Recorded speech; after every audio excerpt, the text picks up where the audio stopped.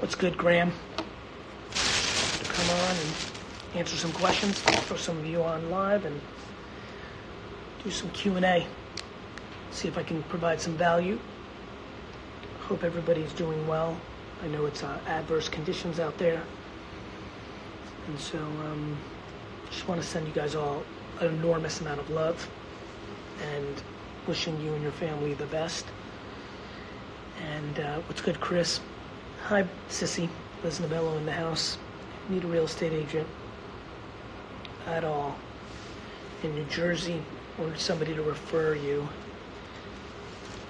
If anybody is looking for a real estate agent in New Jersey or New York, or looking for somebody they trust to refer them to somebody around the country, my sister Liz Bello, right there, is available. DM her. Who's got questions? I'm going to put some of you on here. I'm going to be live tomorrow, 9 a.m. to 11 a.m. I think I'm going to be doing a tea with Gary V kind of thing this week, 9 to 11 a.m. Eastern. Just kind of chilling. Little morning show, Q&A. Hopefully answer and come up with some innovations or ideas or thoughts, practical or mindset-wise, to get through this coronavirus pandemic. And what's good, LA? My man Dustin Bingham, one of my best friends in the world. He's now pinned right there. Liz, sorry, LA just bumped you. For anybody who wants some real OG stories, that man right there, that motherfucker knows. Dustin Bingham, one of the greats. All right, if you want to get on, click get on, and I'm going to throw some of you on. Let's see. Here we go. Here we go. JOK. Nope, he declined. All right, next. Who wants to get on? Who wants to get on? The fuck?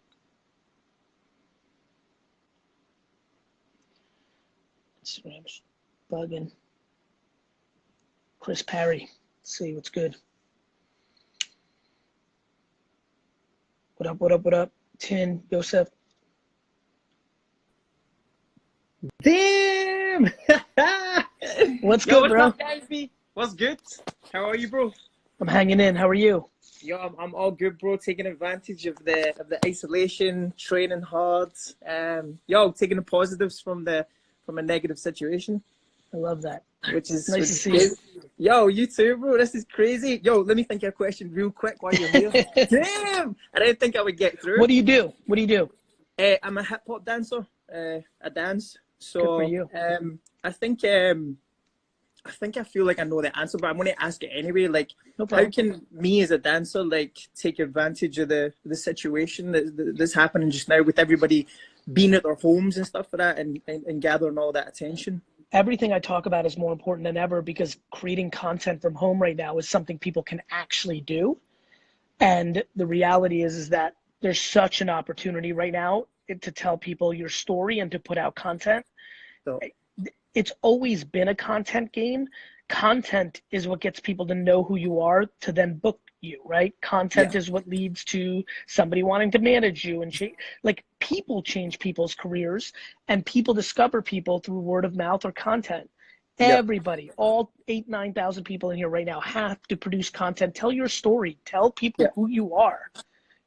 TikTok for you, bro. If you're not putting out 3 TikToks a day, I'm gonna punch you in your beautiful face. Yo, I got on it, but I fell off it. But stop! Don't fall off of it. Use this serendipitous moment to get on it. Yeah, it was funny. I was jogging yesterday and I was listening to Crush It and stuff, and then it reminded me, I'm like, I need to get back to documenting, because I'd done like a whole 30-day challenge of just documenting my dancing, my feelings, what was happening. So you will win. It's definitely. Look at what's trending on TikTok and make a dance out of it. Do that 3 times a day during this quarantine. You'll come out a totally winning man. Wicked. I'm on it, bro. I'm on it. Bro. Yo, have a good one. Thank you. Peace. Cheers. All right, Chris better get on that TikTok, or we're gonna get angry around here at the Manor Nation. All right, let's see who's next. Let's see who else wants to get on. Matt Myers. Maddy Matt. What's good, Matt? Marcus. Let's see. What's good, Gary? How are you? I'm great. How are you? Great. What can I answer for you, bro? Well, I'm actually amazed I got on here. What happens? Wow. That's crazy. You actually got me into reselling sports cards. I have a few right here. I love that. Morant, Yeah, little Vlad Guerrero. He's a beast. Yeah. So that's kind of what I've been doing. I'm actually amazed I'm on here. Wow, I see some of my followers in the comments. But I'm a shoe reseller, a big shoe one. That's kind of on my inventory. I'm kind of on StockX and Go. Wow, I'm amazed. Bro, what's happening right now with the market? Do you feel like it's softening already? There's definitely some sort of a recession. So, I mean, Yeezy market has been affected. I don't know if you know about the Sage release that just happened. I got a few of those. Market dropped. But the weird thing was that the ones this week actually went up. Interesting. Yes. But what about the overall, like the overall shoe. market? Forget about 1, 2, or 3 things here. Overall, have you seen it soften or not yet? A little bit. It softened last week. Yep. A lot of shoes went down last week, but they kind of returned a little bit. I love that. Is there anything I can answer for you? Yeah. How do you think I should go? I'm hopping back on YouTube. It's been a while. I just got out of rehab a few months ago. I'm kind of getting back together, mentally back together. I'm sorry for any DMs I sent to your team. I don't know if you were made aware of that. It was bad. No worries. But yeah, regardless, I just want to know what you think I could do with my YouTube to maybe expand and all that. Bro, this is, it's so funny, and you know this, like, there's not that many different answers. I think it's about putting out different creative, different content, more content. Actually, something I'm going to give my own self-advice to. YouTube stories is a huge opportunity that I haven't even taken advantage of yet. And I'm pissed at myself. And wow. I often have 1 or 2 things that I'm not doing that I wish I was doing. So I think YouTube stories is a tactic for anybody that's trying to get their YouTube up. But bro, it's just about putting out shit. Dude, you have to understand how it works. You're 1 video away from saying this is what's happened with this sneaker during the coronavirus this week, from being the 1 fucking video that changes your career. Everybody's 1 piece of content away. People don't get it. You're 1 piece of content away. So I would do that. And I would also, look, I think one of the biggest mistakes people make is they hold back their best information because they think they make money on it. So whatever tactic you're using to get the proper inventory or make the most margin, I would be putting out videos telling other people how to do it. It's something that sounds great. And it's something that doesn't come natural. Like most people don't realize that giving away your best advice is usually the biggest upside. They think it's taking. Yeah, because you're helping other people. That's right. And then it makes people pay attention more, which leads to more opportunity. People think that takes away from them. They want to keep everything a fucking secret. My career is about. You're lagging a little bit. My buddy Bentley. Oh, there it is. Well, I'm FaceTiming. Anyway, to me, it's been about giving away the best advice for free. Period. Sounds great. Yeah, I did make a video on helping people to resell in about 2016 because I was doing YouTube for a while. It had a lot of views, but the thing about those types of videos is when you make generally good content, the views don't come instantly. They come over time. Yeah, I mean, YouTube's a search engine. A lot of people don't realize YouTube's a search engine. To your point, there's things that can pop later, and not everybody's going to be the kind of creator that's going to pop right off the top. It's about speaking your expertise.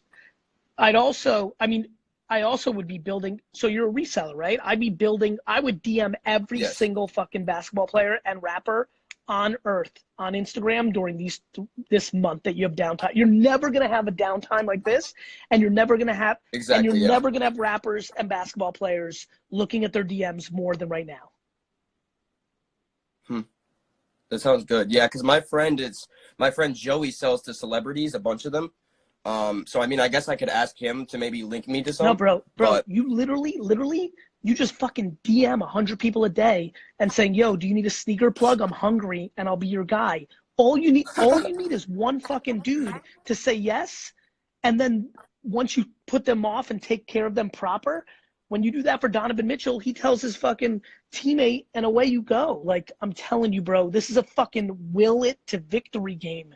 You should be, like, the reason I would dominate as a fucking reseller is because I have fucking dirt.